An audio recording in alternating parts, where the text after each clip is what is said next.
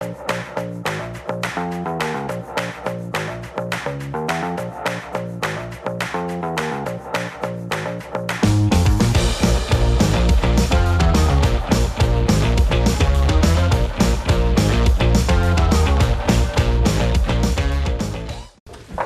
evening and bienvenue. I'd like to call the May 15th, 2023 regular City Council meeting to order at 6:30 p.m. in the council chambers.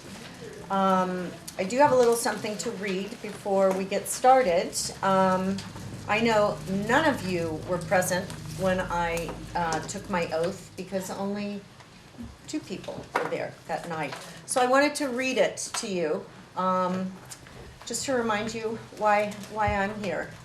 I, Beth Barnes, do hereby solemnly swear that I will faithfully perform the duties of mayor for the city of Newport to the best of my ability in accordance with the laws, statutes, ordinances, procedures, rules, or regulations of the state of Vermont and the city of Newport, without fear or favor of any persons whatsoever, so help me God. So I just think that's a really great reminder of why I chose to sit in this chair, to serve all of you. So thank you. John? Yes, before we get started in the meeting, I think it's fitting for Ms. Dolgan's last meeting that, come up here, man. In appreciation of your dedication to the city of Newport as city manager from July 20th, 2015 to June 2nd, 2023, and this is your last meeting. And I noticed 2 former council members and myself were part of the hiring committee that hired you. It's been a rough 7 years for you. And I was rough, but I also know you've done a hell of a lot for this city. You brought in a lot of money, and I want to thank you and wish you well in your future endeavors down in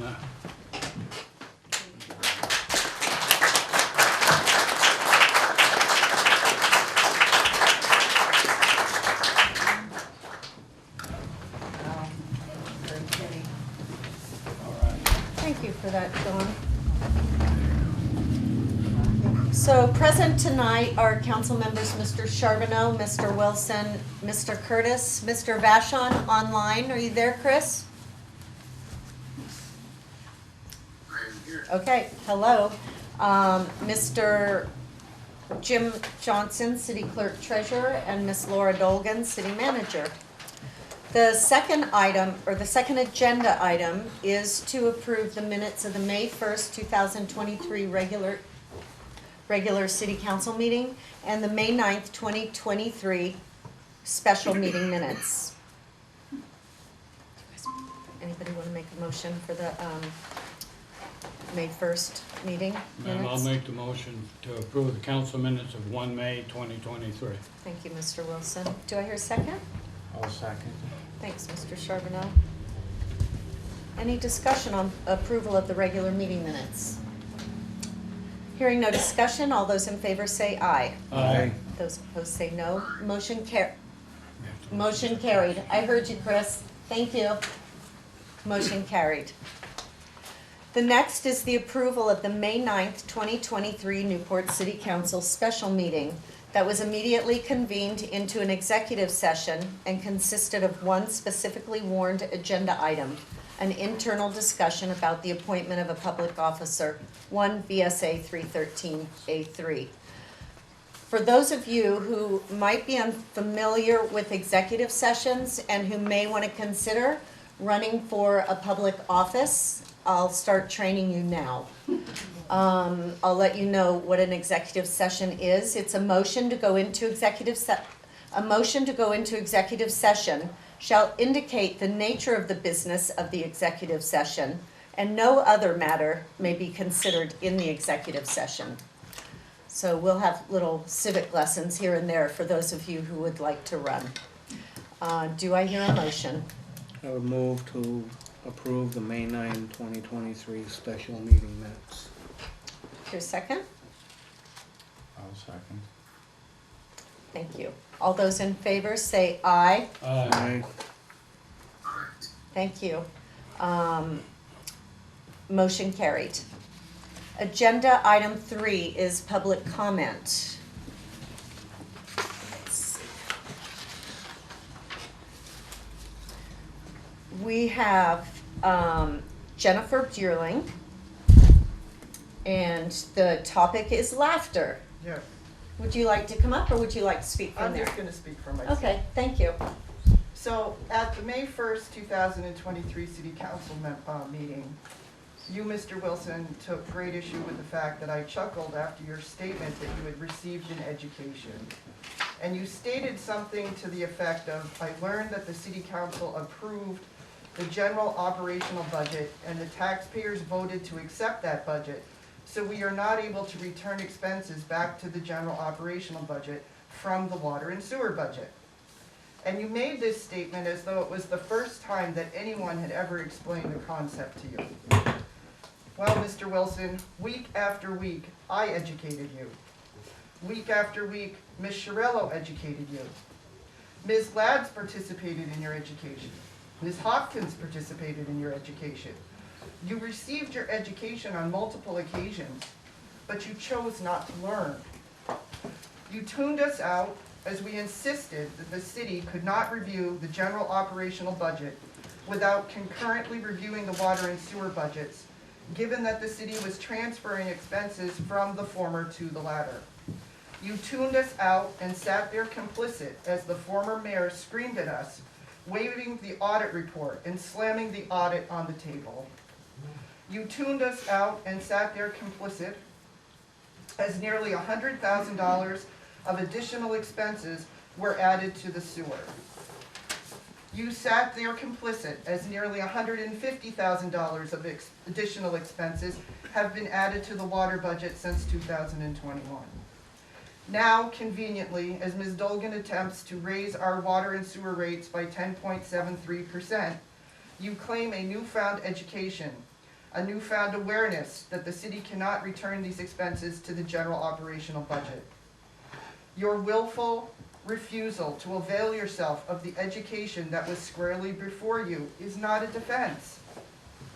Should you vote in favor of the rate increase tonight without any review of the underlying expenses as mandated by the Vermont statutes, you will continue, and the rest of your council colleagues will continue their willful ignorance. Ms. Buerling, can you just wrap up in the next 15 or so seconds? You and your fellow council members have failed the residents of Newport, and the residents will pay the price of your failure. Thank you. Thank you for your comment, Ms. Buerling. The next one will be Jennifer Hopkins. Would you like to come up, or would you like to speak from there? I'll stand. Thank so you. can hear me. Okay. Number one, I would just like to clarify that having been on the committee that created the water rate structure, everybody pays the same per gallon for water as long as you have met the minimum 13,500 gallons. Okay, if you're metered, it's the same. If I use 13,500, 27,000, 1 million, I'm still paying the same rate, which is 4.7 something or other for water and sewer. However, my point in question is, number one, I think you could cure part of your problem with your water rate structure if you change terminology from variable water use rate to variable cost water use rate and fixed base rate to fixed cost base rate, because you've got those two rates running. The theory being that if you are using the minimum amount of water, if I use 1,000 gallons of water, I'm paying more per gallon because I am paying the fixed rate, the base rate that is there, plus a per gallon rate. So I pay more for every single gallon under 13.5 than anybody over 13.5. It's a difficult concept, which brings me to concept number 2. On your new structure, you have water per purchase for 1,000 gallons. and that is at $50 per 1,000 gallons, $50 minimum. Now, we are raising our rates to just over $5.30 per gallon, okay? So why are we charging $50 per 1,000, which means if I go to the water and decide I'm gonna fill up my swimming pool, I don't know, 2,000, 3,000 gallons, it's gonna cost me $150, but I could run that for about less than $20 through my tap. I just think we have a problem with our wording. Thank you very much for your That's the comment. clarification. Appreciate that, thank you. Mayor Bond, can I have a point of order? Are we still going to be allowed to ask questions and make comments if there's a vote during the meeting For the water and sewer? for water and sewer? We'll do the 15 minutes afterwards and give, depending on how many people want to speak, a couple minutes for each person. Yeah. Thank you. You're welcome. Let's see. Agenda item 4 is permission to install a plaque for a family member on the Causeway Bridge. Miss Amy Gillespie and family, including Poppy, would you like to say a few words in honor of your family member, Mr. Tyler Collins? Guess we'll go Come on on a up, little yeah. further. Sure. I'm more of a voice, I guess. Tyler touched many, many people. A lot of people were working late or out of town or were sick tonight, so they couldn't be here. We're happy you're here. So I couldn't even speak even a tiny bit to the volume capacity of who Tyler was. So we are here tonight to ask permission for a small memorial plaque, which I think they're possibly going to put up, to be placed on the pedestrian part of the bridge that runs beside the causeway, where most people you see fishing out there. Tyler Tiny Collins, he was an avid fisherman and hunter, amongst many other things in our community, who unexpectedly passed away last August at the age of 27. He left behind his family and countless friends and left a huge void in the NEK outdoorsman community. One of those family members is Dan Collins. He has dedicated 33 years working from the Public Works Department for our city, and also runs Big D's Bait Shop, which is a prime spot for everything fishing, and they even held, you can see on the hoodies, a memorial fishing tournament for Tyler this past February. The plaque will be placed on his favorite fishing spot, where many locals go to share and enjoy this favorite pastime, and it would be the ideal way to remember him and honor his memory. That's beautiful. That's actually the first place I met you. Do you remember Yeah. on the Causeway Bridge? Yeah. I recognized Poppy and then I met you. Yeah. That was a beautiful memorial. Thank you. Thank you. Yeah. So would anyone like to make a motion? I'll make that motion, we allow him to put the plaque on the bridge. Thank you, Mr. Wilson. Do I hear a second? Second? Second by Mr. Curtis. All those in favor say aye. Aye. The ayes have it. Awesome, thank you so much. That's great. Thank you Thank you. for doing that. Thank you for coming, Poppy.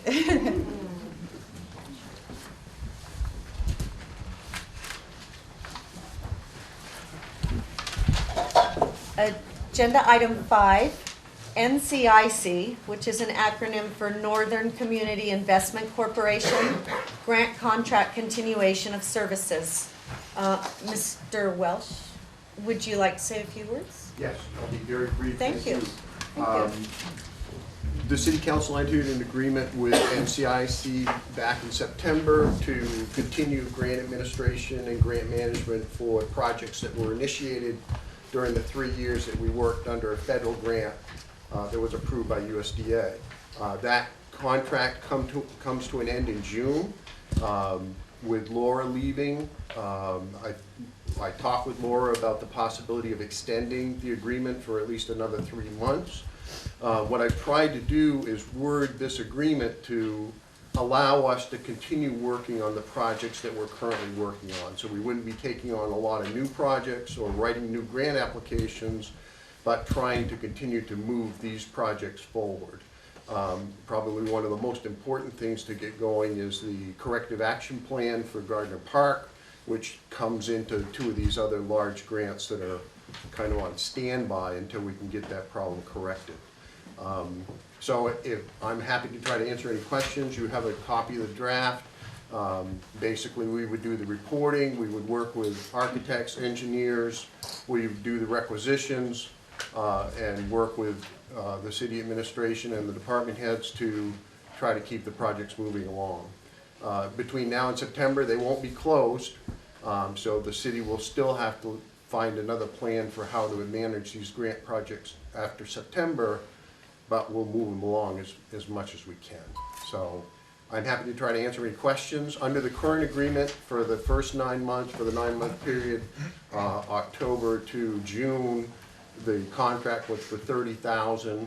We've got about $8,000 left in that contract to get us through June. So we'll still be working under the old agreement until July 1st, and I've estimated about 75 hours that we've put into it in the 3-month period from July to September. I'm happy to try to answer any questions that people may have. So, thank you for that, by the way. Appreciate you being welcome. here. Was there, this is way before my time as mayor, was there some sort of a report that was done in September 2022? There was a, as part of the RCDI grant through USDA, we had to file a fairly comprehensive final report for the 3-year period for all the work that was done. And I'd be happy to get you a copy of that if you would like.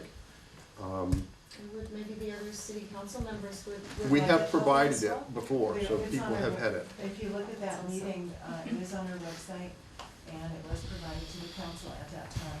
But I'm Not happy my to copy, send it though. Yeah. to you. That'd be awesome, and I know Mr. Curtis is new too, and he Yep. might, appreciate one. Yep. So is this new continuation, this is a continuation of work that was covered in that report that you're gonna send me? It began in that report. Mhm. It's continued between October and now. And there are reports that accompany each of the invoices that we've sent detailing what work has been done for each one of the invoices. We invoice quarterly. And so Laura has those, and in that report, we give a summary of all the hours we've spent on different projects and what was done as part of that. That's great, I'm sure it makes for interesting reading. Yeah. But I appreciate you going ahead and sending that report to Mr. Curtis and myself. Anybody else have any inquiries? Happy to do that. I guess not. Do I hear a motion? I'll make that motion that we go ahead and extend these contract through September. Thank you, Mr. Wilson. Do I hear a second? I'll second that. Sorry for yelling that, I was talking to Chris too. Any discussion from the council? No? Hearing no discussion from the council, is there any discussion from the public? Ms. Yes, I Chiarello? just have a couple of questions. Can I ask them directly, or should I ask them through you? You can ask them directly. Yep. How much more money will the city be paying you from July 1st to, is it September 1st? Yep, so what we've estimated in the contract is $10,125 based on 75 hours. If we don't work 75 hours, we won't bill the whole amount. We only bill for what we work on. And in a concrete fashion, for those of us who are pretty concrete, what exactly are you going to do in these next 2 or 3 months? Yeah, that's a very good question. So for some of these projects, they require quarterly reports, so we will be doing the reporting. The NBRC project, which is the intersection up here, the USDA has just barely provided comments on the plans. We'll help put that project out to bid. We will help manage all the requisitioning associated with the project. We will submit the requisitions for reimbursement. So that project hopefully will get started. It may or may not start by the end of September, but we'll keep moving it along to get to a point with its contractors. For the LWCF grant, which is one of the large grants for the park, they have asked us to withdraw that application until the corrective action plan is completed. Then they want the city to resubmit. So depending upon what the scheduling for that looks like, we would be rewriting that application again. We actually have a meeting with the folks at the state tomorrow to talk about that process and how that would work. So basically, I mean, that's it. It's doing the requisitions, it's doing the reporting, it's trying to help manage the projects. That's what we do. And have you discussed with the city at all who we're gonna get, or who is available, or what kind of a group or person is available to take on these activities after you're gone? No, that's a good question, and we've talked about it. I don't think any specific decisions have been made. I know that Laura was aware of some folks in the community. There are some private consultants. The state maintains a list of consultants that are pre-approved for community development block grants, so that list is available. So there are certainly people qualified to do the work. Thank you. You're welcome. Thank you. All great questions, and thanks for the answers. No problem. Very interesting. Yes. Madam Mayor, what intersection are we talking about? So the one that's ready to go out to bid is the Causeway intersection. It's Gardner Park on the Causeway. So probably I used the wrong term, but Sorry, I'm unfamiliar with that. Gardner I mean, I Park know in front of that, the plaza. Yeah, but. It's what's going to traffic be done? signals are gonna be replaced. There's new streetlights that are gonna be added along the Causeway.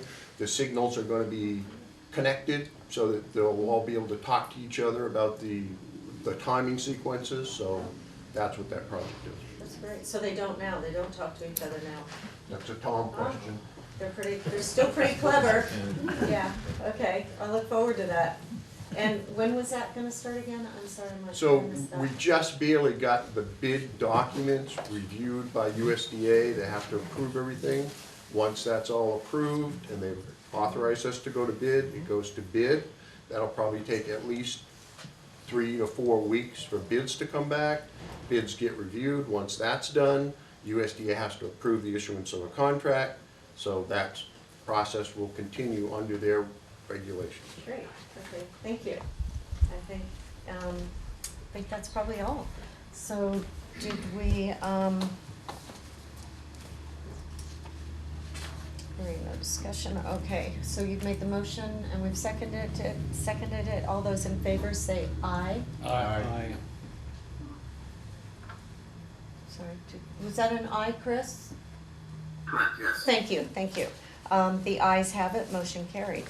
Thank you.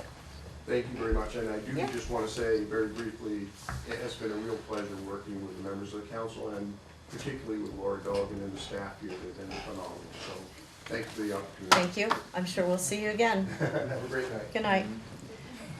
The next agenda item 6 is scheduled presentation by Mr. Doug Coots of Memphremagog Community Maritime to discuss the plans for the second floor lease of the Gateway Center.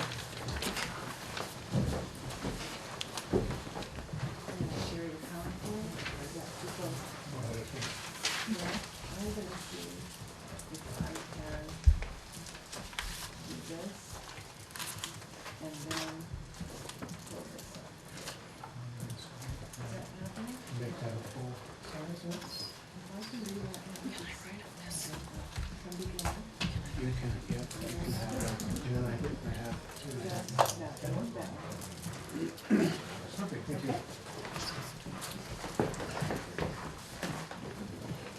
Can I begin? Thank you. Yes, please. My name is Douglas Coots, and I'm with the Memphremagog Community Maritime. It's a local NGO, nonprofit based here in Newport, and we're here to give the City Council an update and a status report from the last time I was here, which was 2 years ago, and to talk about the establishment of what we call the Memphremagog Maritime Science and Education Center, which is also at the Gateway. Many of you know that we started back in 2016 when the Northern Star, the boat, was on the lake but was in danger of being removed. A group of us got together here in town and managed to convince the local bank to buy the boat, and so the boat is here. We are running it as a non-profit. We started back in 2021. We tried before, but COVID kind of delayed many of our intentions. When we started in 2021, we then also started with the concept of a floating classroom. That is getting our students in our community out on the lake to do various scientific experiments to understand about the lake. And this teaching was all provided by UVM. So this is us. We're dedicated to promoting understanding and preserving the unique environment that we have here. Newport is indeed the jewel in the crown, and the gateway is the center to the lake. We're a nonprofit working in a remote and less affluent area as we are here. We're very much dedicated to keeping our cruises and education programs reasonably priced, financially accessible to all, and that includes everyone who's involved, the schools, the summer camps, and all of our cooperating partners. Just to remind everyone where we are, because I think this is useful, that we are very unique where we are, in that 75% of Lake Memphremagog, many of you know, is in Quebec, 25% here. But it's the reverse when it comes to the watershed. Watershed is 75% in Vermont and only 25% in Quebec.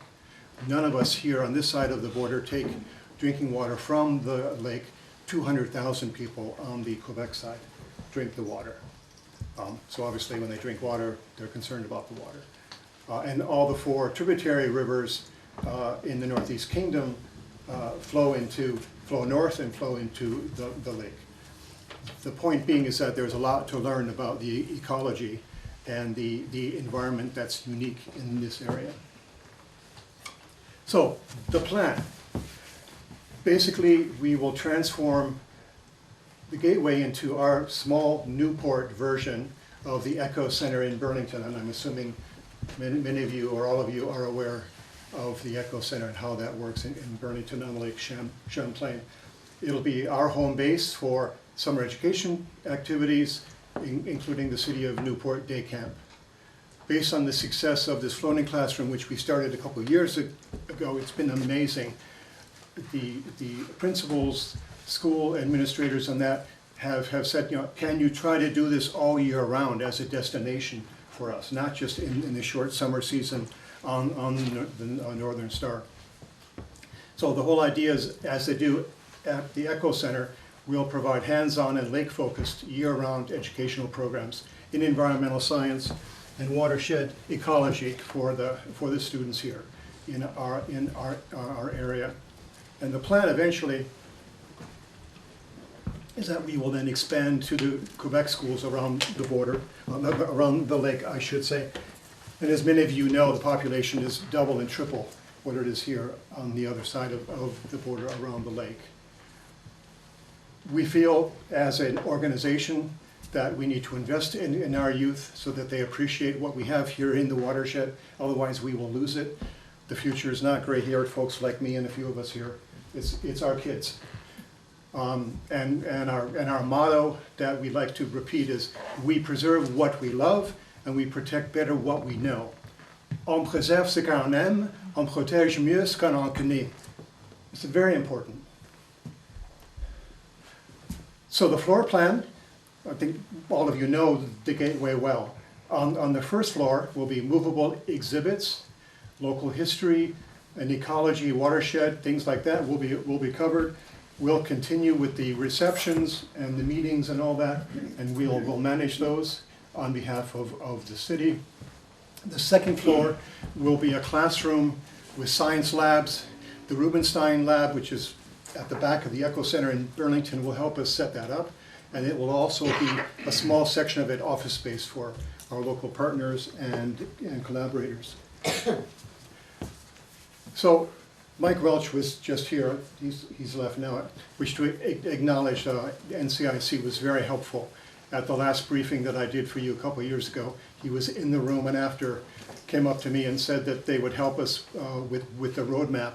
And we were able to engage Adam Kane, who many of you know is the director of the planetarium and the Fairbanks Museum in St. Johnsbury. He was our consultant, put together a plan and a roadmap that we're still working on. The big news is that we have $150,000 through Senator Sanders, the Senate Budget Committee. We applied for a congressional earmark and we got it. We've applied a few years and it's taken a while, but that is money that is on its way now. We have additional funding that is coming from Senator Leahy before he retired. Was another congressional earmark that is going through one of our partners in the regional grant. And we're having just discussions ongoing with the new Senator Welch and his team about the same thing. The whole idea is to get the entire congressional delegation engaged and involved in this. So Sanders is already doing it, and then Welch, and then hopefully Welch's replacement. Becca. There is a Better Places grant, some of you may know, a 2-for-1 match grant through the state of Vermont, $60,000 total. So we have $210,000 raised at this point. The $150,000 is confirmed, and then the $60K comes once the lease is signed for the second floor.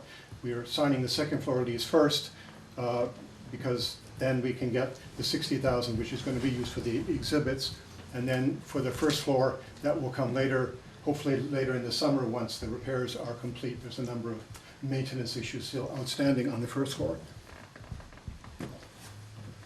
So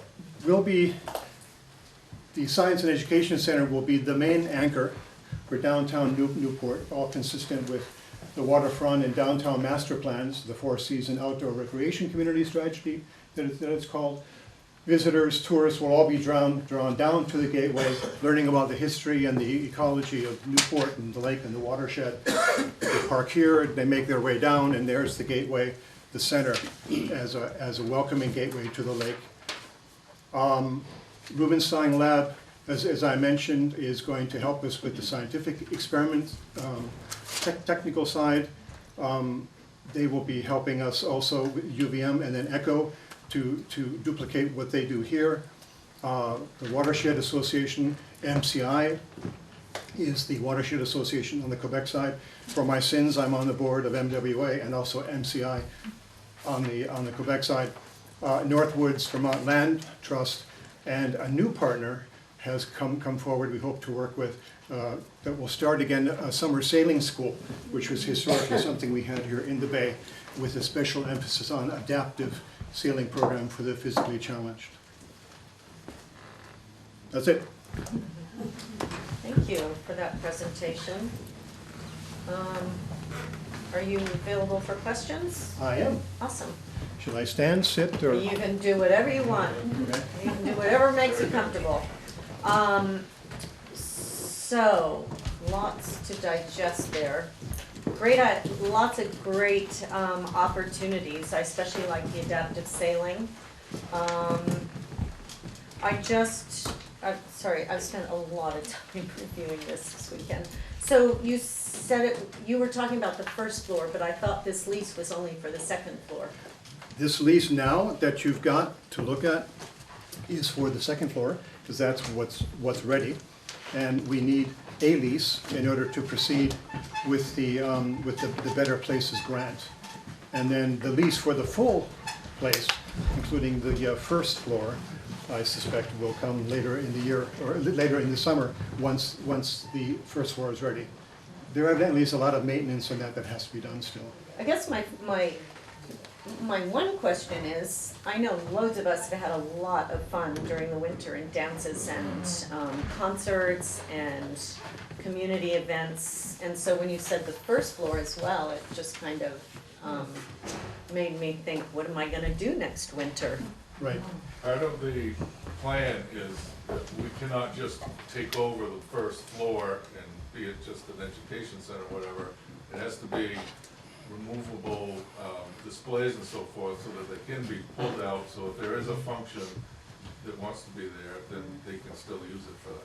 Okay, and I know that Felicia had mentioned when we had our little, that you had spoken to Mike Smith about the recreation department helping you move those things? Yes, he, as I believe, still does all the reservations currently for the Gateway Center, so I would help him with that. Right. So if there are events, someone books it for a wedding or the winter Saturdays, that we would still continue that and just work with him.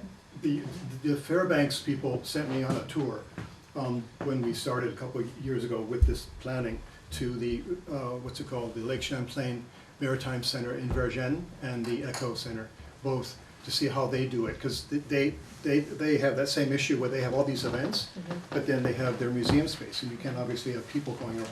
So that's why we have these movable exhibits. That's the whole plan, and that's what the 60,000 comes from, the 2+1 grant. So I have done a lot of work on this because I know that we had talked about a restriction in the city charter about leasing for more than 1 year.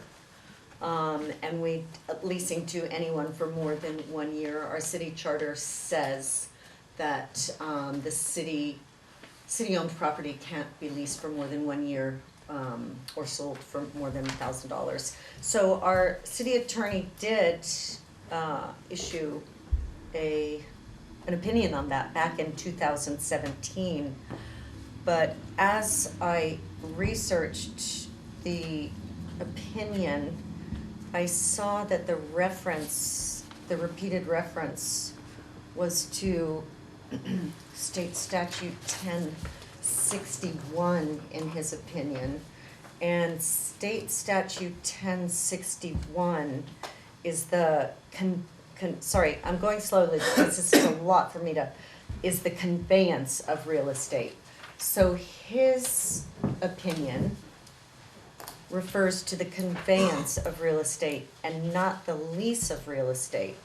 So I wonder, just trying to protect everybody, you know, I don't want any legal repercussions to come back, buddy. So his opinion is talking about conveyance, not leasing. So I'm just wondering how we can get around that. Because I think to change a city charter takes a while. No, we have engaged in leases before. It's less than 5 years, and it's not a permanent conveyance. So what this would require is a 30-day notice, exactly as we did for the snack bar. Okay. There's no difference. Okay. There's no at risk. So if the council chooses to engage in the lease for the second floor of the Gateway, it would be the exact same criteria. So warned for 30 days outside your office and in 2 other places. Yes. And then the public has a chance to gather a petition with 5%. Hasn't happened yet. No, but on any of the I just wanna let the conveyances. public know that it's my job to let the public know that when that is warned, then, I don't have that with me right now, but I can certainly get it to people. But when it's warned, the public has a chance to get a petition with 5% of the population's signatures on it and contest it, but, so that's just for your information. Yeah. Okay, so, okay, so let me just, so I still am kind of going back to our city charter, where it says that you can post it for 30 days. That's in the city attorney's opinion. It's not a conveyance, it's less than 5 years.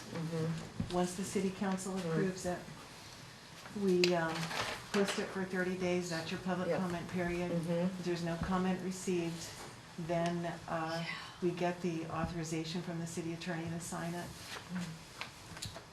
But this 1061, I'm just confused because 1061 speaks only of conveyance and not lease. And my signature is ultimately gonna have to go on this, so, So I I recommend. just can't this get isn't the past time- that. This isn't the time to iron that part out, because we've done it before. What I would recommend is that if the council approves the concept, Mhm. then you can move forward and get the details from the city attorney at a later time. Okay, so if the city council approves the concept, is that the same as approving the lease to go forward, or? That's what I'm talking about. So if the city council approves the concept of engaging in a 2-year lease, Mhm. that's what we've talked about, that's what we've negotiated up to this point. The contract is not in a final state to be approved tonight, as I understand, is that right, Dave? There's still another draft to go through. Once those details are worked out, you would do the same thing that you did with the snack bar. The city attorney would provide a final version for posting. Once no comment has been received for that 30-day period, the lease becomes final. So the snack bar was less than a year though, right? That's just for the summer months. It's It's for a year, continuous. but it's 6 months at one price Yeah, for the summer, then 6 months we use it for storage. but still under a year, okay. So still, This is the same process that was used for Tuck Lane, which was a conveyance. with this same opinion. Yep, there's been no change. It's the same process that was used for the sale of the property next to Newport Auto Body. It's the Yeah, same just- process that's been used for all of our real estate transactions since 2017. So, hang on, not at the moment, but there will be a wait, no, there won't, because it's a presentation.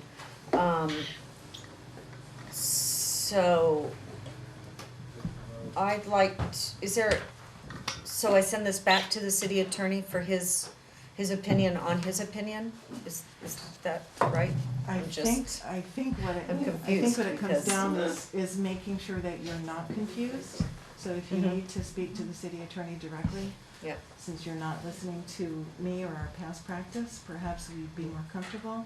But I still think that if the council wants to vote on the concept, that will move things forward.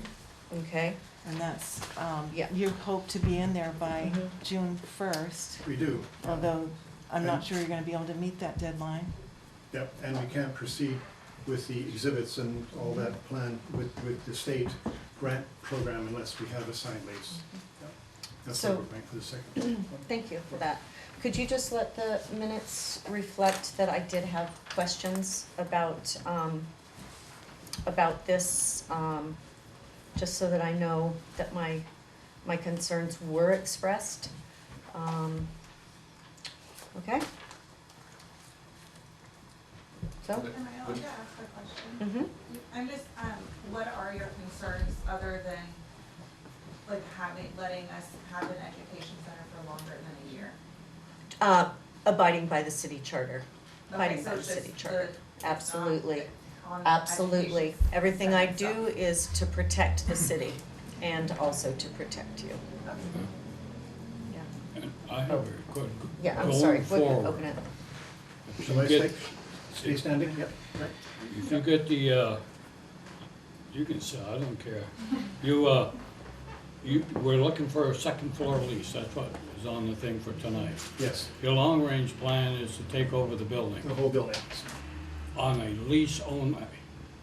as opposed to buying it, you mean? Yeah, We'd love to buy it, we don't have any money. yeah, well, I It sounds like it know won't be that, available anyway. But Leasing, Well, I've we're got- talking leasing, yeah. Yeah. people I've talked to don't wanna give up the building. No, you don't have to give up. the So building. if we went with a lease, you're gonna have to continually come back every so often to have the council renew the lease. I guess we would do that. I know your game plan is to get the building, Yeah, and but we'll. we have to protect what is ours, and that building is ours right now. Yep, yep, yep. But again, with all due respect, we're doing this as a partnership, we're not just doing this on our own, this is an asset for the city, we feel. Wouldn't you agree? Well, you said we have, We. I don't know how. This is an asset I for the can't city. talk for the fellow members here. The Sanders money, we're in the middle of all the administrative details, getting that transferred. We'll have that by the end of the summer. So, as you know, we're extremely busy now going into our sailing season. So as that winds down the end of the summer, beginning of the fall, that's when we would start setting up the gateway. But I don't think, and I've been on here, that it was ever, I know you talked about trying to mimic the Echo Center, Yeah, but never, and I have hearing aids, so I can hear better as now. I do too. Yeah, nothing was ever brought up about kind of wanting to get the building away from the city. We don't see it as getting it away from the city. You're As still gonna long own- as you continue with leases, Yeah, then we'll yeah. still own the building. Yes, of course. Okay. And I would expect and hope that you'd want us to come back to give you a report, keep you posted on how it's going. Okay, thank you. That's all I do. So your grant awards are phenomenal. What other than grant awards do you have for ongoing capital? Well, there's the Saunders grant, which I mentioned, Mhm. 150,000. There's another, I'm not sure exactly how much, it's probably about 100,000 that we have through Leahy. It was a large grant that was made to the Vermont Conservation Board, and we are part of that, and we're working on how much is gonna come our way. And then we will now be proceeding with USDA, and we're actually now, the Senate Budget Committee has referred us to NOAA. And who knew NOAA would be the one, but NOAA evidently has a very deep pockets when it comes to environmental education for kids, and they have funding for that, specifically for the program part, which we didn't know, which is why the Senate Committee sent us there. So can you just So we will- survive on grants? You have no others, there's no other source of regular income, so it's all just grant driven? Well, that is actually a key issue, because we are trying to keep costs down. We're breaking even more or less with the Northern Star for now. But the thing is that many of you may know that there's major criticism about how Echo runs, because they charge $25 admission there. I frankly don't see any of that sustainable here, so we're trying to keep, hopefully, admission as low as possible using taxpayers' money for these grants, right?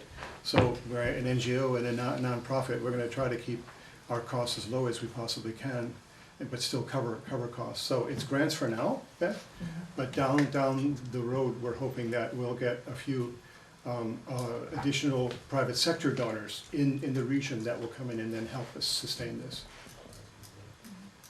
Okay. Anybody have any other questions? I have one quick, actually two quick Oh, hang on, questions. just a second. Okay. This was a presentation, Oh, okay. so unfortunately, Sam, we can't take questions from the audience at this Okay. time.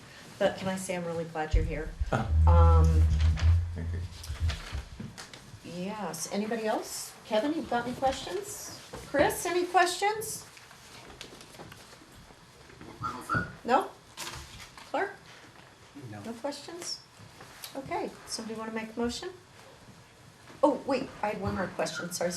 So what about the dock? What about the dock? Any plans for the dock? Not at this time, no. Okay, thank you. Can I make a comment? We're just looking for a 2-year lease to get our feet under us to do this project. A 1-year lease doesn't make a lot of sense to put all the money, time, effort into doing all these plays, and then come the year end, you say, well, you got somebody else gonna lease it for more money or whatever. So that's why we're really looking for a 2-year lease. At the end of 2 years, we'll see how it's going. Hopefully it's going great, and we'd like to continue it. And the dock's something out there in the future, maybe someday, who knows? But that's not in our No, I know the near 1 year was plans. hard, I was just trying to go by Yeah. the charter. Yeah. I wasn't trying to, be that one that rains on the parade, Right. so.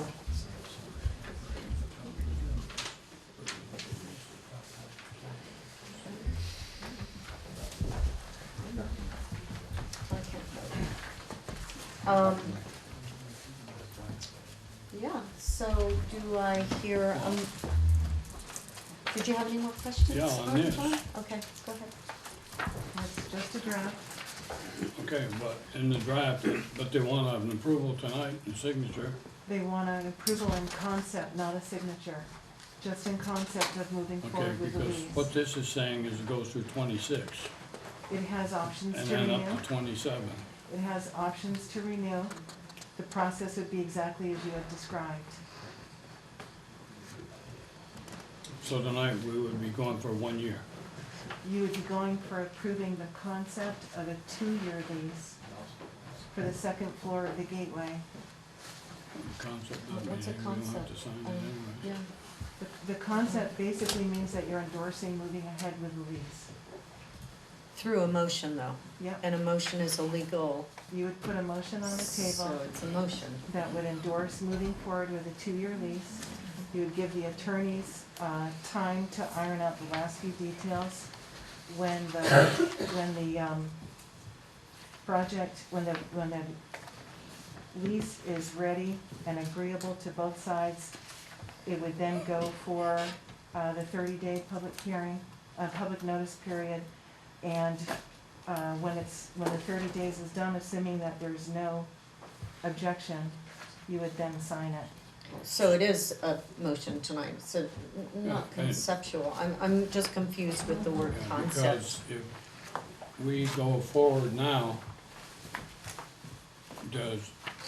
that's only, right now, the concept, but you're looking for the second floor lease. Is our rec department still renting it out?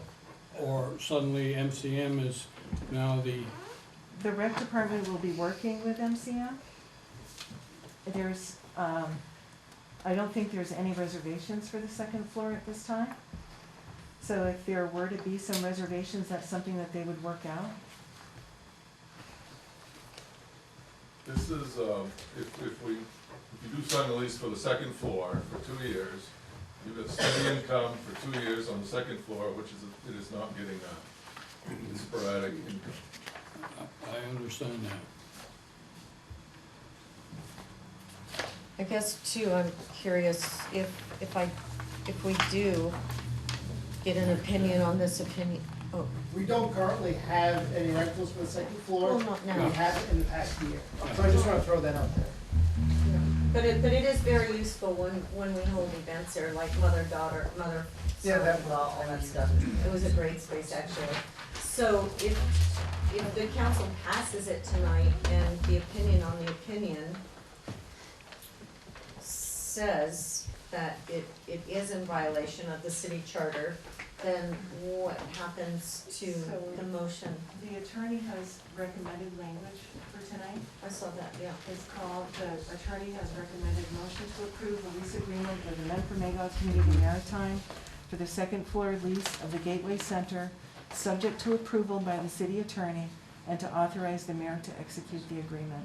But this will be the only chance that the council gets to vote on it. It won't come back at all after our city attorney has looked at it again. Tonight's conceptual vote is it. This is what moves it forward. If folks have a problem with that, you can always put it back on the agenda.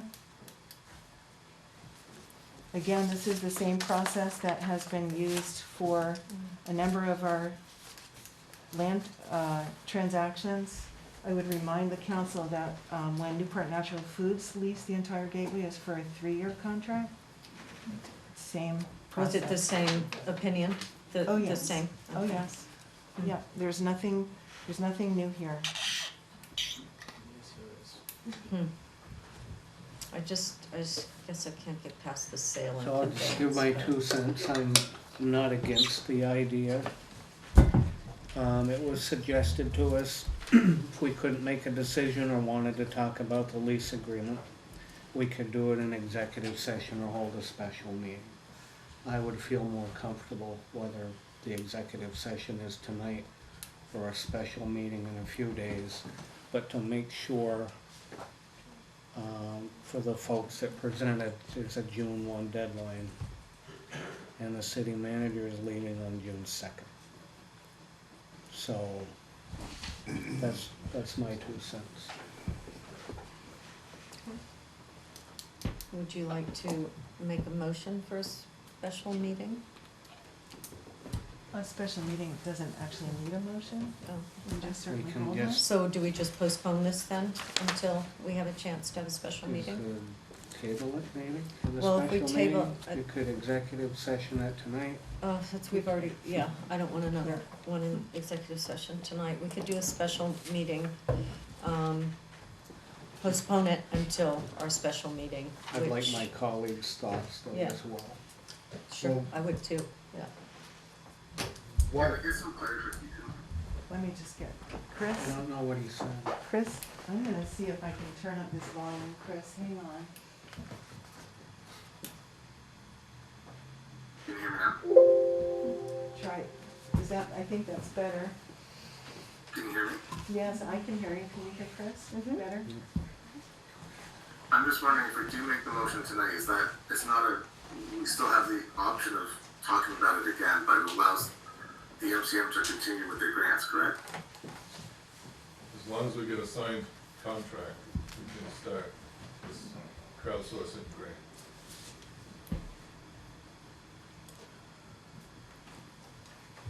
So, I'm just wondering what the negative impacts would be if we did vote on this tonight. I don't, It seems to me that if we made this vote tonight, then we could at least make some progress on it. Right, it's still my understanding, it would have to have the approval of the city attorney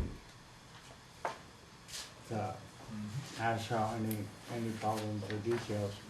The only thing that's missing in the motion is that it would be for a 2-year lease. Can we get a 1-year lease with an automatic renewal? I don't know what, would that I help, think, or what would that? I think the negotiation has to happen away from the table. We've been talking about a 2-year lease for all the reasons that have been described. So I don't know if that's gonna be the tipping point, but that is part of negotiation, needs to happen away from the table.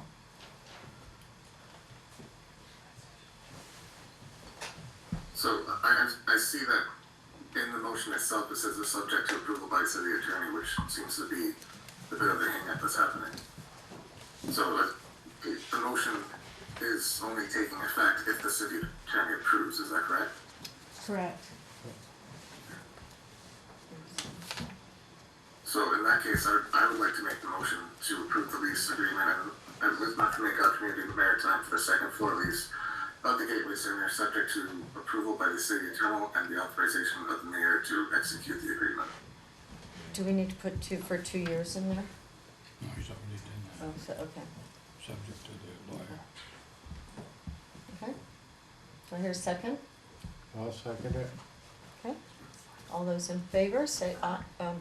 Shouldn't there be a Oh. discussion, including Well- the rest of it, if you have a motion and a second? Yes, you're right. So we've had discussion. Now, I open it to the, sorry. Excuse me, Sam. Hi, has anyone explored what the impact's gonna be on traffic and the neighborhood? No, there should be plenty of parking. I don't think we're gonna draw hundreds of people at a Okay, so time, there's you know. still- It's there'll the be casual no people that walk impact. down, and it'll be another attraction for them Yeah. to come down and see, and, or they're hanging out waiting for the tour boat or whatever, they can Yeah. go through the exhibits. Will there be any change of use of the building from what it's currently? No, cause especially for the downstairs, we have to make the displays portable, so we can Okay. move them out for other functions. Is it downstairs the 300-gallon tanks? It'd be hard to move. Well, but we don't have them yet, so I'm not sure where we are with that, but yeah, I know, whatever we make's gotta be portable, so we can move it. Sorry, I saw another hand up. Who was it? Yes, Ms. Trello. I just had a couple of questions. I don't remember, do we know how much is gonna be rented for per month? And how much are the repairs that you're referring to estimated to cost for the first floor? The second floor, we're paying $1,000 a month. And then, like the kitchen needs attention downstairs. The upstairs is in pretty good shape because it's not used that much. But the downstairs, the kitchen needs attention, and it'd be nice to see a new carpet down there and things like that. And it needs some more insulation because if you look at the icicles in the wintertime, they're horrible down in that building. There's a lot of heat loss in that building. The city is expected to pay for those? It's their building. Sure, and do we know how much that's gonna cost us? I don't know, do we know how much that's gonna cost us, Holden? Part of this is mentioned in the capital investment plan, part of it's mentioned in our current capital plan. And we have been setting aside funds to be able to. I can't understand you through the mask. We have been setting aside funds to be able to take care of the maintenance of the building. And so I didn't get a number? The number of 17,000 is washing across my memory, but you'll have to give me a margin of error because I haven't looked at it for a while.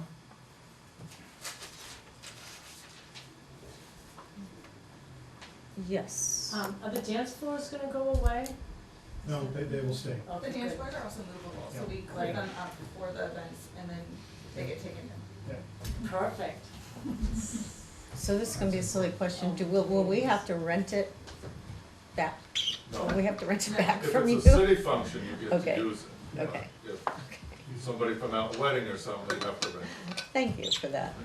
We also partner with like NCIC and hopefully we partner with the city, so it would be all together and we work together to put on events. Thank you. And the estimated cost for renting the first floor?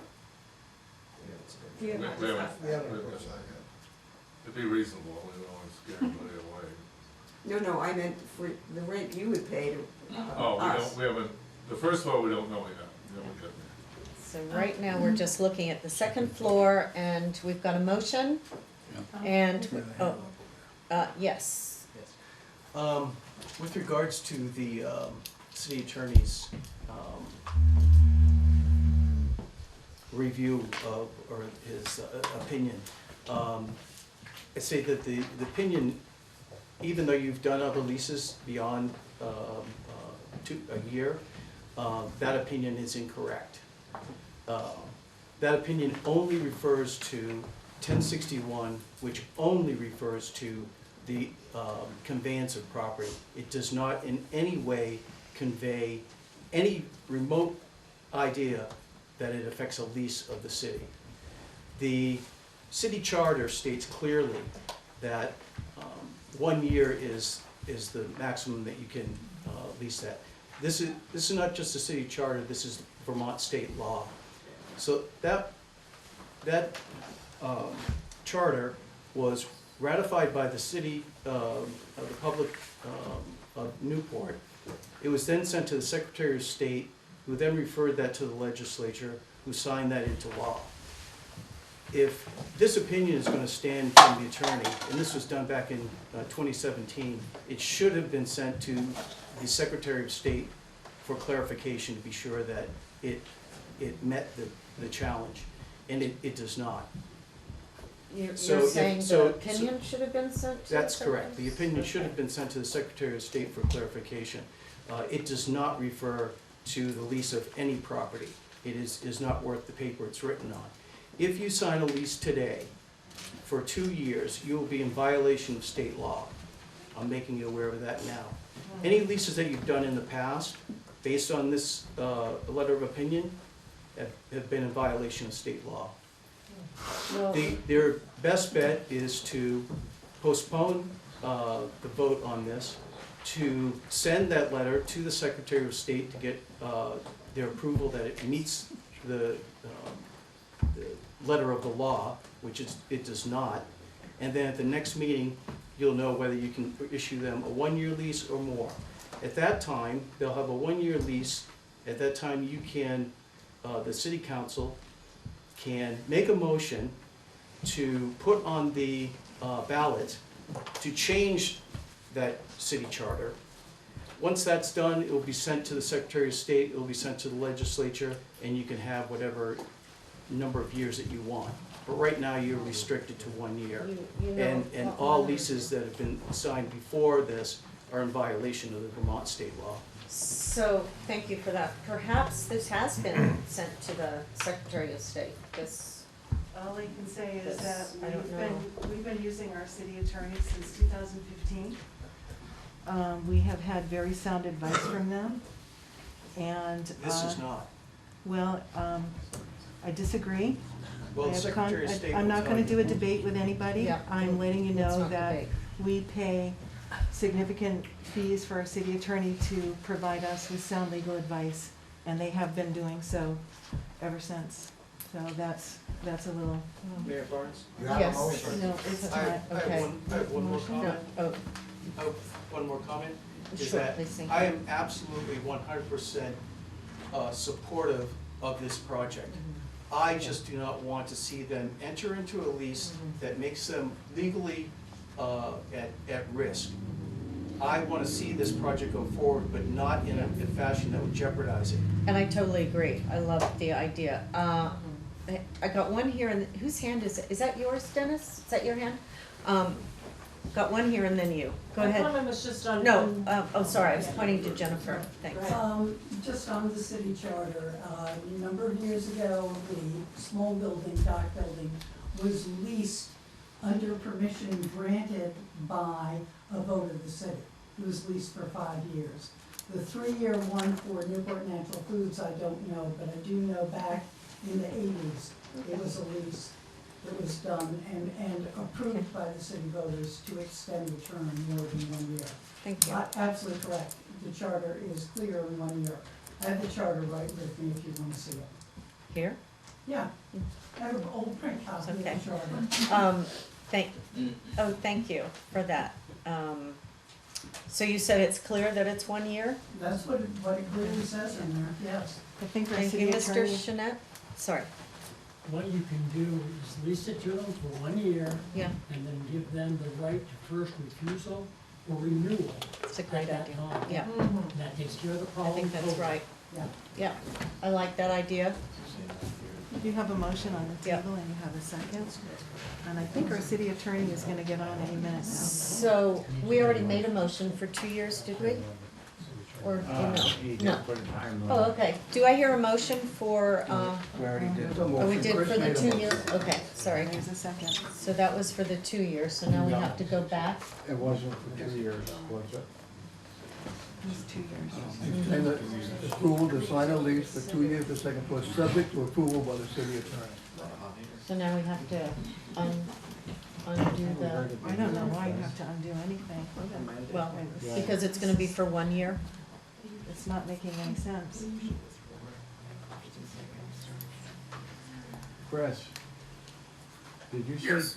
did you say 2 years on your I motion? said anything. I did not say any years. Yeah, that's right, yeah. That's how the motion was written, so it was just left open, Okay, yeah. And then, who seconded it? I did. You did. Okay. So- Do we need to specify that it's for the time limit? I guess it's assumed because we can only do it for a year. For a year, yeah, And then, You can do it for anything less than 5 years. okay. I think So, that's a good solution. The city attorney has made a recommendation. Mhm. Well, it's up to you, you guys are voting. I like Mr. Chanette's, recommendation because it abides by the charter. And like I said in my pledge earlier, I wanna make sure that I do everything according to charters, laws, regulations. So, it's on the table. All those in favor say aye. I, Was that an aye? And John, that was an aye too. 1 year. All those for 1 year. All those opposed say no. No. So the ayes have it, 3 ayes and 1 no. He just said his motion didn't mention any years, so if I want, if Right. he's gonna make the motion to say 1 year, he's gonna withdraw it 1 year. I think his motion was exactly what the city attorney recommended. I don't think we need to go any further. Okay. All right. So next, yes, Chris. Madam Mayor, I'd like to have a copy of the contract. When it's ready. Yeah. Right now it's in It's draft. not ready.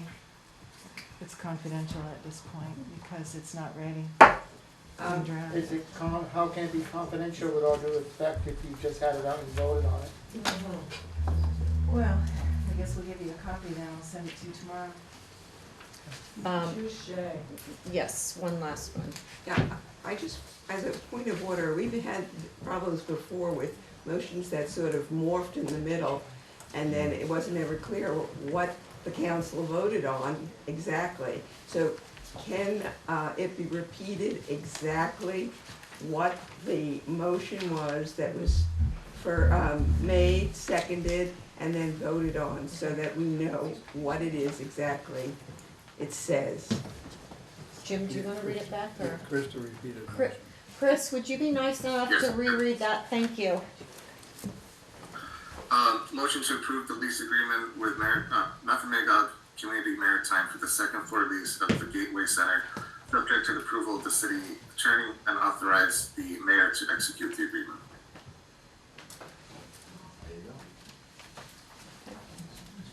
Thank you for that. Thank you. What was the no vote, please? What, Curtis? Thank you. Okay, moving right along. Thank you, everyone.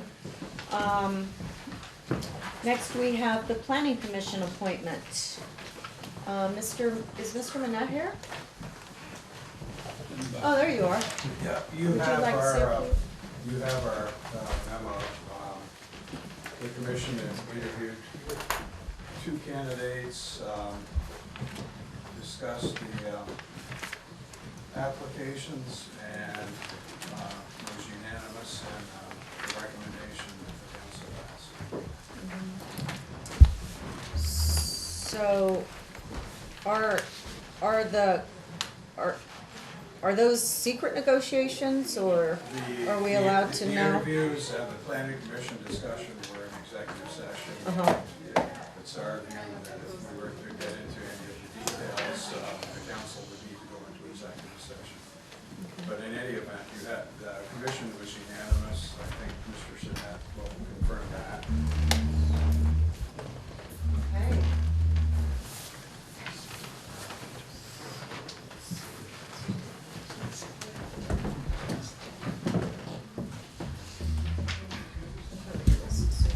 Okay. So, this says the Newport City Planning Historic Preservation Commission is pleased to recommend Gina Sorelli, right? For the appointment of a 3-year term to the Newport City Planning Historical Preservation Commission.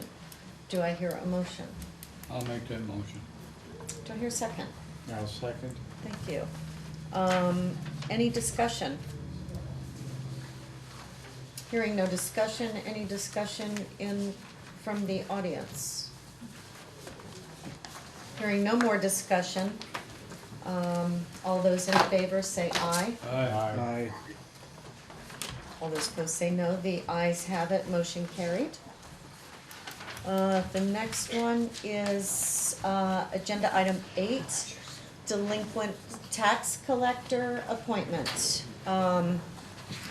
So the delinquent tax collector appointment with the city manager's impending retirement scheduled for June 2nd, 2023. A successor delinquent tax collector needs to be appointed so that no gap in delinquent tax collection operations occurs. Programs Administrator Becky Terrian is willing to assume this role beginning June 5th, 2023, and lasting through the city manager recruitment process. Becky has been involved in the delinquent tax collection as part of her duties. However, the authority to make decisions will be a new assignment. She is more than capable of doing this work. I further recommend paying her an extra $100 to carry out these functions for as long as the designation is assigned to her. Do I hear a motion? I'll make that motion to have Becky Terrian assume the role of delinquent tax collector with the extra $100 for as long as a designation is assigned to her. Thank you. Do I hear a second? I'll second that. Thank you. That's Mr. Curtis. Do I hear any council discussion? Hearing no discussion from the council, is there any discussion from the audience? Yes. I just wanted to know, I can't remember, is there also a percentage attached to collection of delinquent taxes that normally the collector gets, like 10% of the delinquent tax?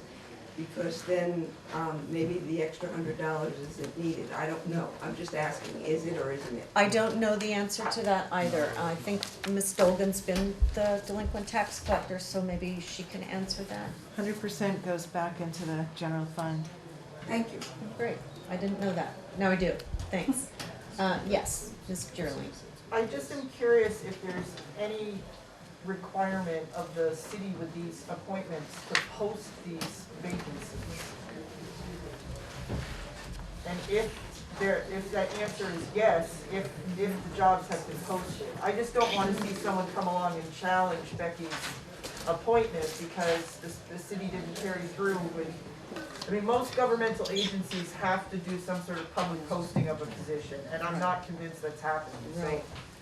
I just am curious. Yeah, is that a postable position, Ms. It Dolgan? has not been. This is the first time that I'm aware of that a position is needed to go to a different entity other than the city manager. Given the rush of time that's quickly coming upon us with my impending departure in 3 weeks, you're gonna need somebody to step in there. If you wanna advertise it, go ahead and advertise it, but regardless, you need an interim right away. It's up to you. I can't imagine that the position of delinquent tax collector is all that appealing. Certainly, there's no pay for it. I believe it's an appointed position. It is. You can choose whoever you want. Okay, great. Those are all new and good answers. We'll know for the next time. Let's see, all those in favor say aye. Aye. All those opposed say no. The ayes have it, motion carried. Madam Mayor, at some point during this meeting, can we hear the council's plan for finding a replacement for Ms. Dogan? That will be discussed in executive session. But Madam Mayor, can we have an idea on the time frame, and that's not anything that... Sooner rather than later. We're working on it. We'll be working with an outside firm to help us look for someone and go through the process. And we would like someone as soon as possible. But it's not a position where there are a lot of people available to fill it. Especially now in the state, there are very few people who are actually looking for positions like that. But I feel very confident that we're gonna find somebody who can come along and do as good a job as Ms. Dolgan did. What's the name of this firm you're working with? Am I allowed to say It's that? in our, Since it's It's in our special packet. meeting minutes. The copy of the contract is Yeah. attached. So if you Yeah. go online, Chris, and you look at the material, it's right there. Okay, all right. Is that it? Yes. Okay. Thank you. You're welcome. Agenda item 9 is the annual local emergency management plan, or LEMP. Not a very, I don't really like that acronym, but LEMP, we'll go with it. The annual acceptance of our local emergency management plan. It is just a renewal and an update. You have a copy of it. They've changed the format. They're doing it more like the liquor licenses, whereas it can be updated on a regular basis because positions change and names change, and they don't want to have to keep coming back every time a person changes or a name changes. So it's done electronically.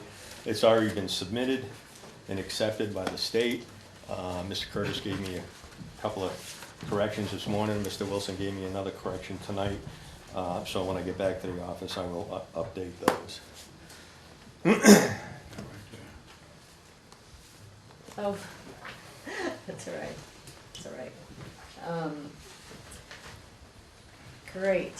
So, And it has already been submitted and accepted by the state. okay, thank you for that.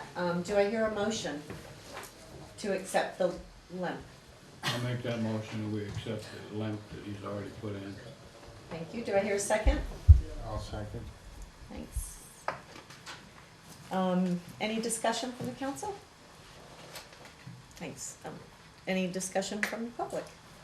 Since the state has approved it, but there's been changes since then, what happens? Do the changes get edited? Nothing, I just go in and edit it. You edited it, but what about the state, if they've already approved it without the changes?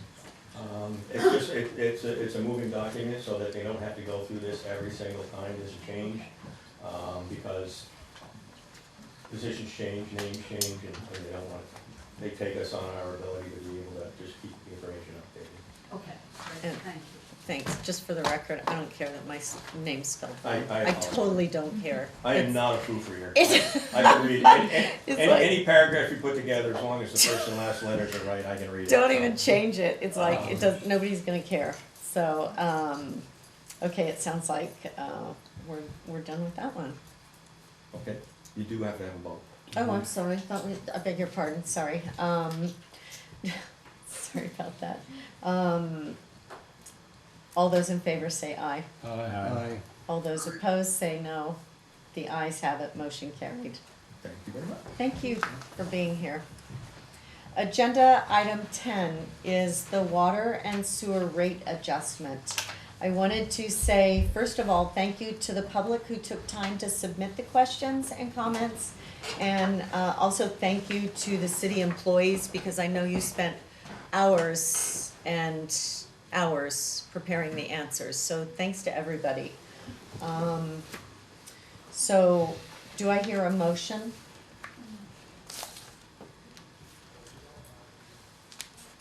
Once we have a motion, we can have a discussion.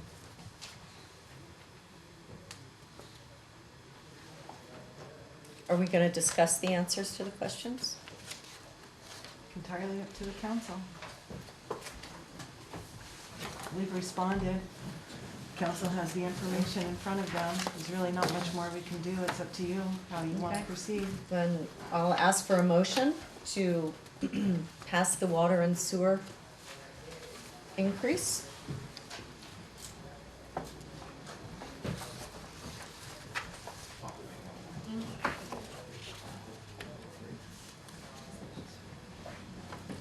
So, I'll make that motion. hearing, thank you, Chris. Do I hear a second, and then we'll open it up for discussion? I'll second for discussion, yeah. Thank you, Mr. Wilson. So I'd like to open it to, that was a second by Mr. Wilson. I'd like to open it to council discussion. Oops.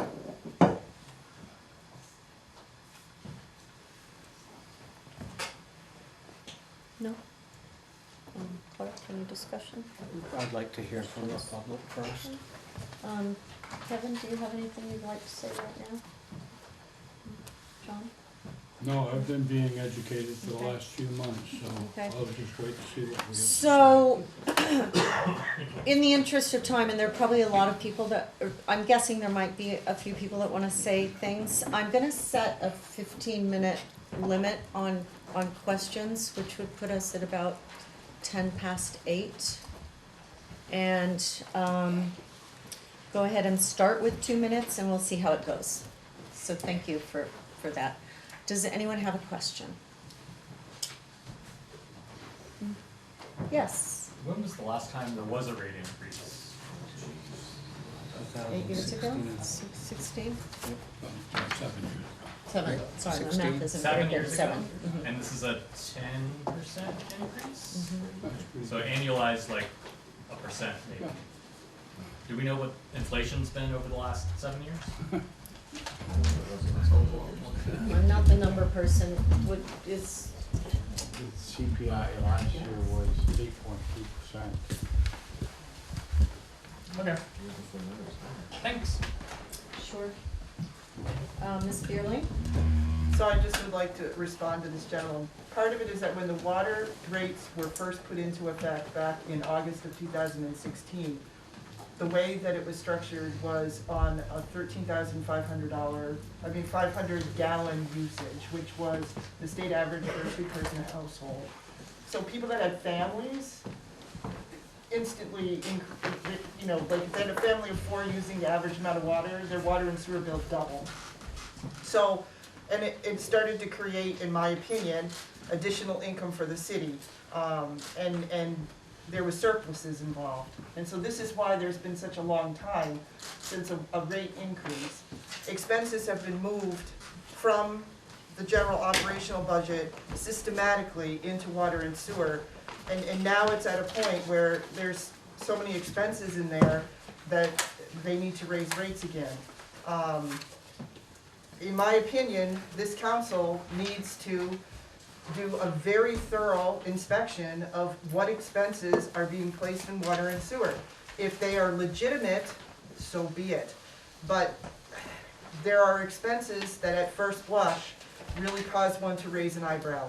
And until that review process is carried out by the city council, acting in their capacity as water commissioners, they don't have the authority by Vermont statute to be voting on this issue tonight. Thank you. Thank you for that. Any other questions, Ms. Watson? I agree totally with Jennifer Burley. I'm a retired CPA. I've tried to understand the budget. I've asked questions about the budget. I don't get a viable answer. I agree that it needs to be reviewed.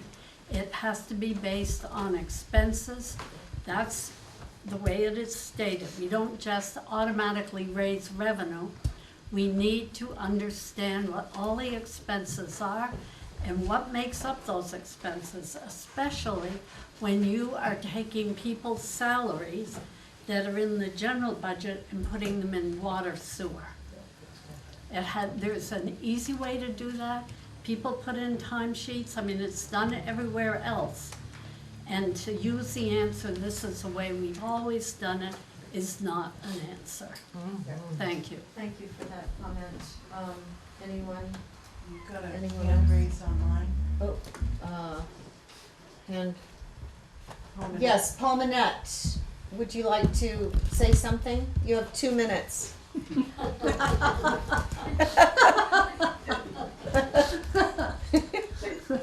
Can everyone hear me? Yes. Can everyone hear me? Yes. Okay.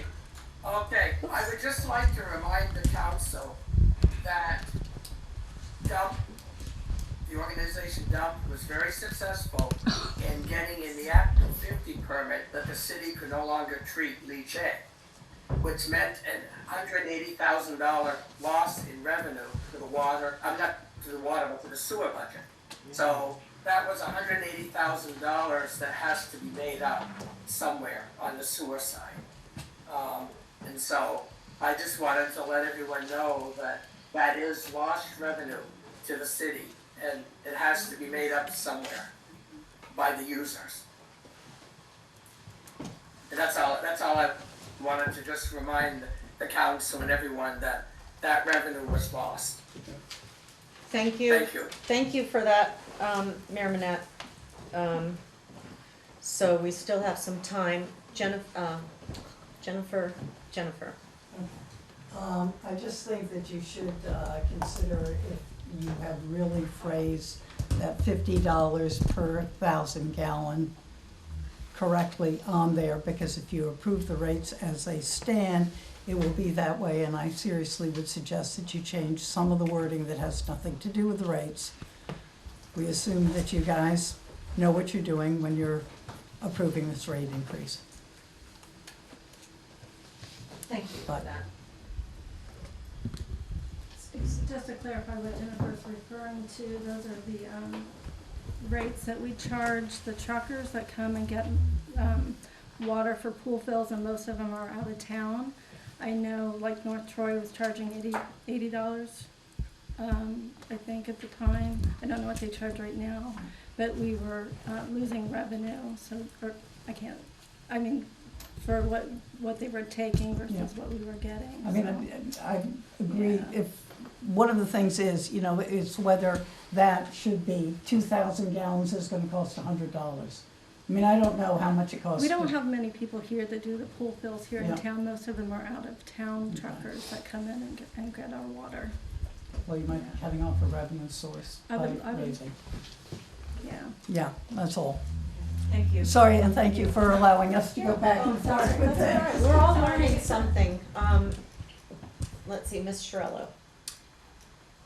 I wanted to comment briefly. People may have spent a lot of time answering our questions, but many of our questions were not answered, or they were not answered significantly, or comments were made that they were confusing, but no one called me and said, this confuses me, what do you really mean?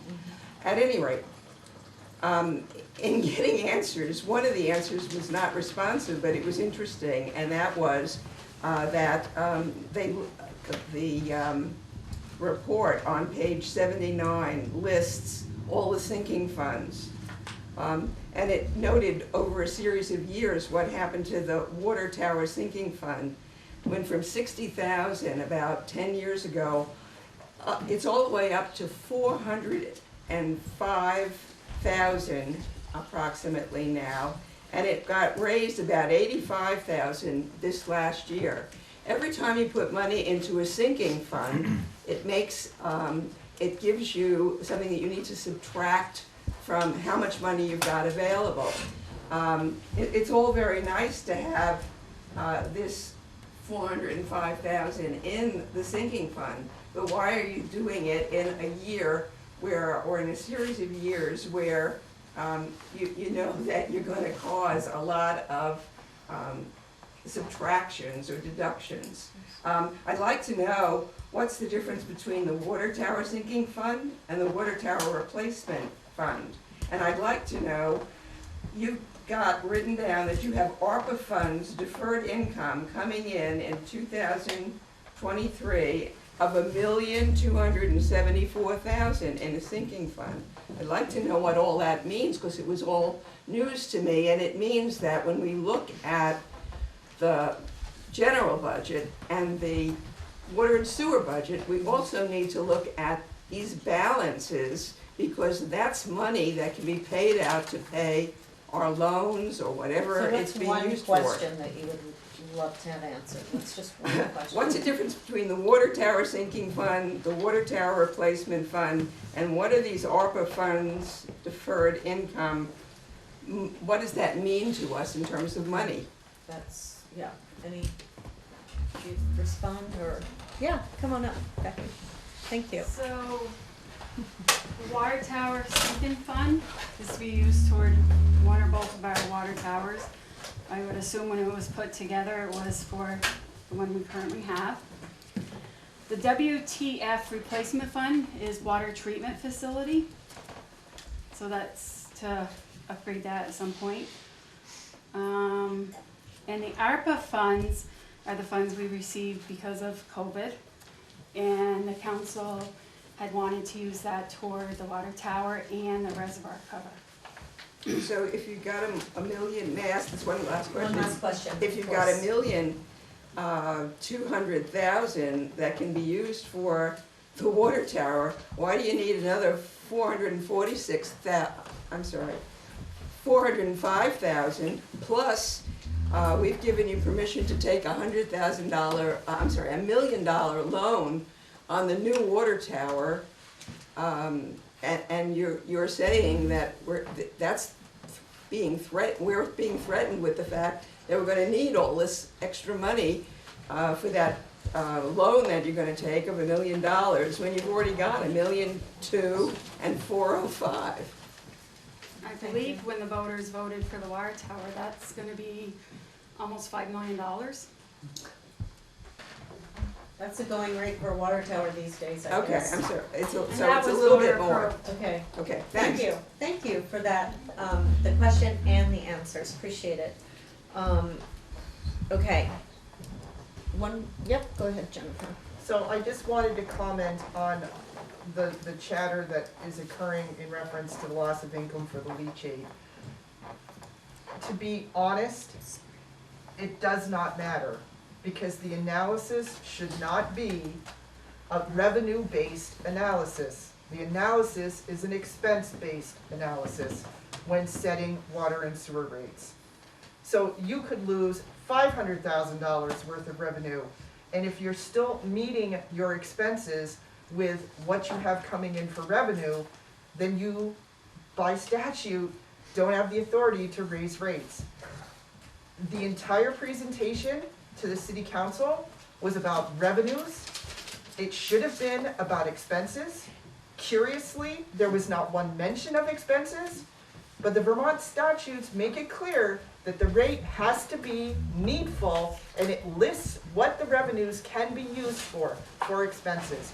So this council needs to do an expense-based analysis in order to exercise its authority to raise our water and sewer rates. Thank you.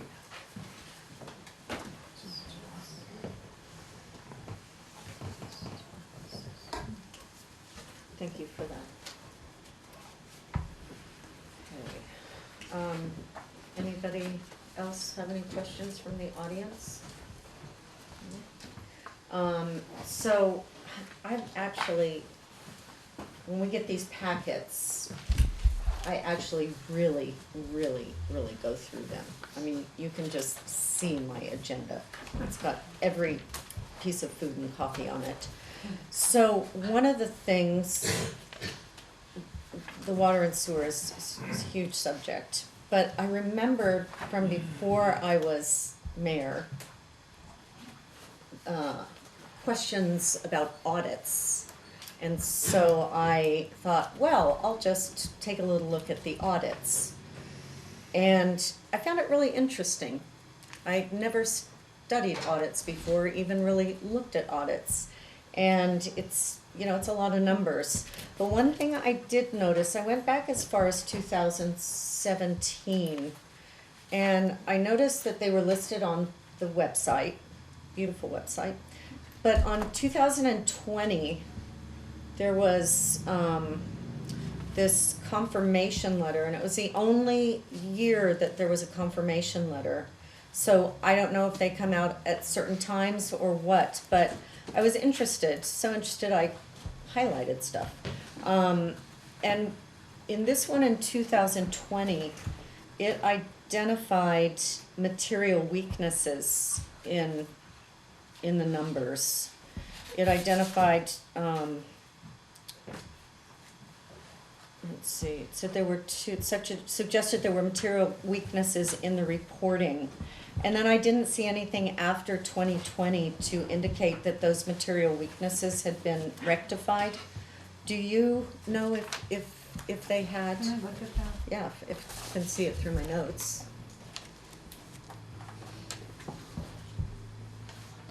This is a standard letter that's provided with every audit.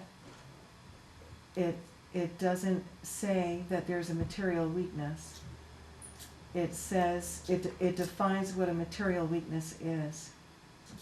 It says a deficiency in internal controls exists when the design or operation of a control does not allow management or employees in the normal course of performing their assigned functions to prevent or detect and correct misstatements on a timely basis.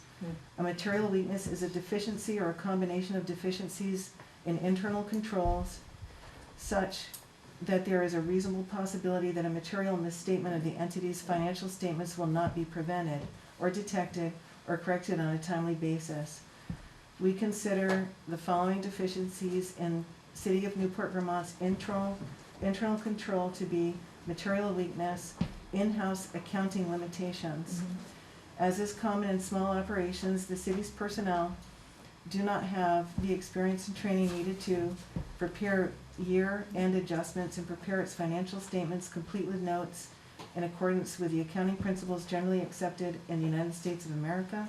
Accordingly, the city is unable to and has not established internal controls over the preparation year and adjustments and preparation of financial statements. select and apply accounting principles that are in conformity with accounting principles generally accepted in the United States of America. Accordingly, the city is unable to and has not established internal controls over the selection and application of accounting principles. The statement on auditing 115 requires that we report these deficiencies. The statement does not provide exceptions to reporting deficiencies that are adequately mitigated with non-audit services rendered by the auditor or deficiencies for which the remedy would be cost prohibitive. The objective of SAS 115 is to inform an organization of all the conditions in its internal controls that interfere with its ability to record financial data reliably and issue financial statements free of material misstatement. Communication of the control deficiencies at number 1 above helps to emphasize that the responsibility for financial reporting rests entirely with the organization and not the auditor. In other words, if an organization is not able to issue without the auditor's involvement complete financial statements with notes in accordance with generally accepted accounting principles and free of material misstatement, that inability is a symptom of material deficiency and internal control. As mentioned above, whether or not it would be cost effective to cure a control deficiency is not a factor in applying SAS 115 reporting requirements, because prudent management requires that the potential benefit from an internal control must exceed its cost. It may not be practical to correct all the deficiencies and auditor reports under SAS 115. Accordingly, you may decide that curing the deficiencies described at number 1 above would not be cost effective and take no action. This communication is intended solely for the information and use of management and others within the organization, and is not intended to be and should not be used by anyone other than the specified parties. A significant deficiency is a deficiency or a combination of deficiencies in internal control that is less than severe than a material weakness, yet important enough to merit attention by those charged with governance.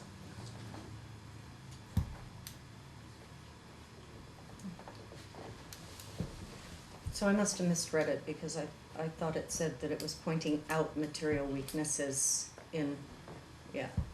Hang on just a second, everybody. I'll get it back and then I'll have a look at it. Yeah. Thank you. And just incidentally, this was on the website, so it's not, I'm not breaking any rules. So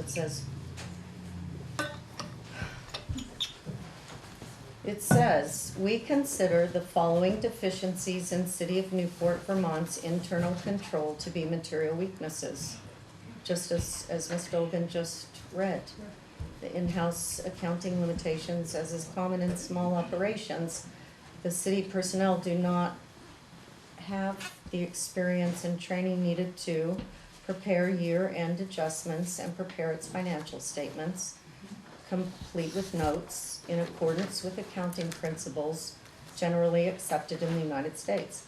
Accordingly, the city is unable to and has not established internal controls over the preparation year-end adjustments and preparation of financial statements. And then it says, select and apply accounting principles that are in conformity with the accounting principles generally accepted in the U.S. Accordingly, the city is unable to and has not established internal controls over the selection and application of accounting principles. So I don't think this is a boilerplate letter. I just was wondering why there was only one on there, that's all. Yes, Rebecca.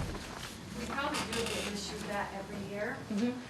And so does probably 98% of municipalities in the state of Vermont. Mm-hmm. Because there's only probably 2 or 3 municipalities that employ a CPA that is qualified to issue that audit report. And the auditors just come in, the financial statements, the auditors would come in and do their audit for them. No, we don't have anybody on staff that can do that for us. So, And that's pretty common within the state of Vermont, that unless if you're gonna hire a CPA, that's what they're gonna do, their sole purpose, which most municipalities can't afford, excuse me, then you're issued that. And that's SAS, I think this is 117 in there. 115. I haven't read it for quite a few years. 115. But that's why we're issued that, Yeah. along with. Mm-hmm. like So I could said, we get most the one that we were municipalities. issued in 21 and 22 and also put those on the website? That way, just for continuity, that'd be awesome. Stacy, did you, Yeah, just Sorry, to so Stacy. clarify the point, the auditors explained that to us, Mhm. when I asked the same question. And Really, when you we were did? Getting this form. Yeah. And he said, because nobody here can actually run the financial. Okay, I'm glad that I asked a similar question that you as an expert asked yourself. Yes, Ms. Watson? That is a typical management letter. Every auditor, every audited entity gets one. A material problem is huge. That's huge, a material deficiency. And what that said was that the city's employees are unable to produce year-end adjustments, financial statements, and footnotes, which I don't know if they can't produce that, what the auditors audited. What I'd like to know is what was the opinion of the auditors on the financial statements. And that should be on the website too. But material deficiencies are serious. So I think the opinion was actually, I believe it prefaced the audit. Would that be right? No, it would be after they audited. Okay. They would issue an opinion. I didn't see that. Would those be on the website, Becky, Stacy, the opinion letter? I don't know. Mhm. They should be, I mean, Oh, that's the so you whole have them? point. That'd be awesome if we could get them on the website. Yeah. They should be, it Yeah. isn't, I mean, it isn't An an option. That letter and the opinion by the auditors are what the auditor issues after they've audited it, and it should be available to all the public. So, is that something you can follow up with, Becky or Laura? That's great, that's awesome. So we'll have a confirmation letter for the years, and then we'll also have a corresponding opinion letter. Is that right? And a management letter, that's what you just had, is a management letter. That's a management Yeah, letter, which- okay. Oh, yeah, that's what, actually, it says that right here. Yeah. Okay, And, you know, I mean, I'm a retired CPA, but I've done a lot of audits.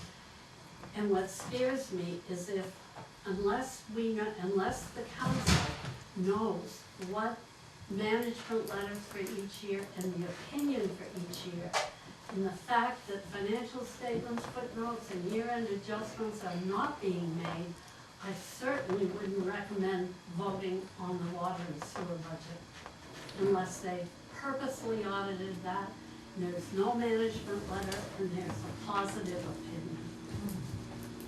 so, all right. Thank everyone, city staff and the public for your input.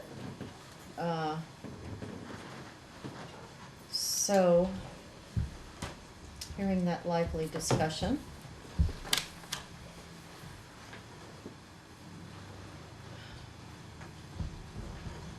can we table this or postpone it?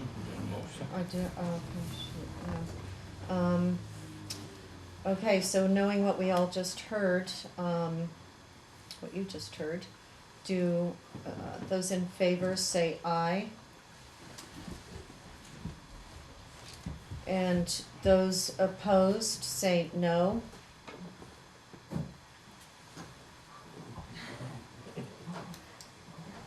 So that was a motion to pass the water and sewer rate adjustment. Okay. So no ayes. I have no ayes and no noes. I don't get it. Okay, so that doesn't pass. Is that right? I don't know. Well, what? So should I call it again? No? Okay, so it just doesn't pass. Okay.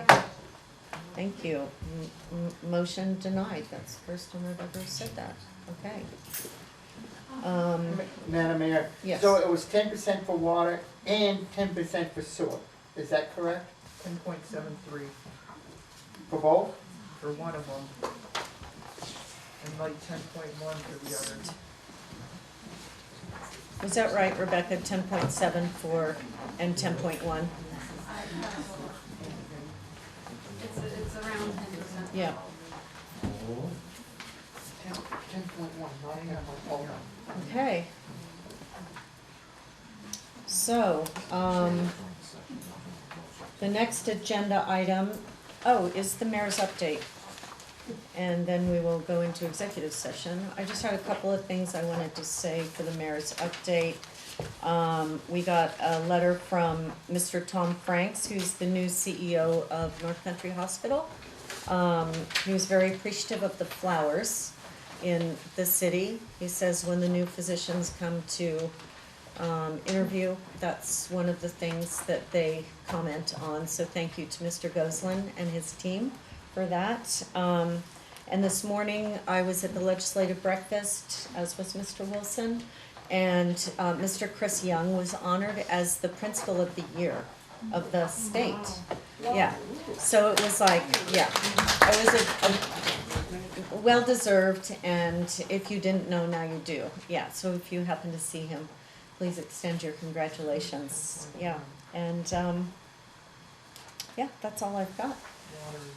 So the next is new business. Mr. Johnson, do you have any new business? Yeah, I've got a vendor's application from Renee Fontaine and Daniel Royer for sweet corn concessions. They're at the 4th of July every year. It's just a renewal for that. Okay, do I hear a motion for Fontaine and Royer to have a vendor's license? I like that motion. Thank you, Mr. Charbonneau. Do I hear a second? Second. Mr. Wilson seconds. All those in favor say aye. Aye. Oh, Chris? Hi, can you hear me now? Yeah, now we can. Aye. Thank you. All those opposed say no. The ayes have it, motion carried. Is that all you've got for us, Mr. Johnson? Yeah. Anybody else have any new business? Ms. Dolgan? No? Any old business? Mr. Johnson, any old business? No. Any of the councilors, any old business? Ms. Dolgan, any old business? Okay. So I'd like to set the next meeting. It's a regularly scheduled council meeting, June 5th, starting at 6 o'clock because it's a public hearing. So we'll be starting a half an hour early. It's a public hearing on the capital investment plan, and then the regularly scheduled meeting will immediately follow that. And now we are going to adjourn into executive session where we will discuss attorney-client communications as well as the appointment of a public officer or employee. Do I hear a motion to go into executive session? Yes. Will you come out of executive session after each one and let us in? No, we'll do both of them at the same I time. don't think you're allowed to. Oh, we're not? Oh, okay. Thank you for that. So we will come out, well, we'll open the door. And, yeah, and you can come in, yes. Do you expect to reach decisions on either of those two tonight? I don't see any votes or any decisions. I don't know, I guess maybe one of them could be determined while we're in there. Do we have to say that before we go in, Ms. Dolgan? I don't know what kind of votes you might have from the second executive session. It's possible that you will. Yeah, it's a possibility. So at this time, the audience leaves and the people online go away, except for Mr. Vashon and Mr. Rue. So we're gonna have a motion to go into.